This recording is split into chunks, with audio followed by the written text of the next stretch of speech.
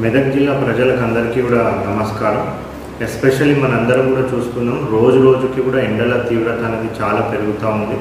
ప్రస్తుతం మన మెదక్ జిల్లాలో ఏ మండలంలో చూసినా కానీ సుమారుగా 42 నుంచి 44 డిగ్రీల వరకు కూడా ఉష్ణోగ్రతలు నమోదవుతూ ఉన్నాయి. మరి ఎండల తీవ్రత దృష్ట్యా ప్రజలందరూ కూడా అప్రమత్తంగా ఉండాల్సిన అవసరం ఉంది. ఎస్పెషల్లీ ఎవరైతే ఉపాధి హామీ పథకం కార్మికులు కానివ్వండి, ఇతర పనులు చేసుకునే కార్మికులు అందరూ కూడా వాళ్ళ పనులని 12 గంటల లోపే ముగించుకునే విధంగా వాళ్ళు ప్లాన్ చేసుకోవాల్సిన అవసరం ఉంది.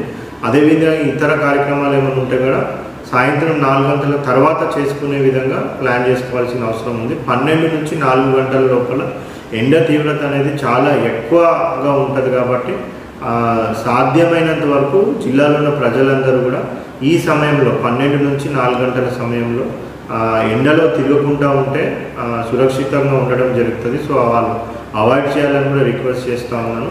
అదేవిధంగా వాళ్ళకి ఏ విధమైన అసౌకర్యం కలిగినా, అంటే ఉష్ణోగ్రత ఎక్కువ నమోదు అయినా, బాడీ టెంపరేచర్ పెరిగినా, లేకపోతే వాంతులు విరోచనాలు లాంటివి ఏమైనా సిమ్టమ్స్ ఉన్నా కానీ కూడా వాళ్ళు సంబంధిత పిహెచ్సి మెడికల్ ఆఫీసర్కి ఇమీడియట్గా కాంటాక్ట్ అయ్యేసి సో అక్కడ వాళ్ళు చికిత్స తీసుకోవాల్సిన అవసరం ఉంది. వడదెబ్బ అనేది తగ్గకుండా తీసుకోవాల్సిన జాగ్రత్తలు ఎప్పుడు కూడా అధిక సంఖ్యలో మనము నీళ్లు తాగుతూ ఉండాలి. అదేవిధంగా కొద్దిగా అలసట అనిపించినా కానీ ఓఆర్ఎస్ ప్యాకెట్లు కూడా మనం తీసుకుంటూ ఉండాలి.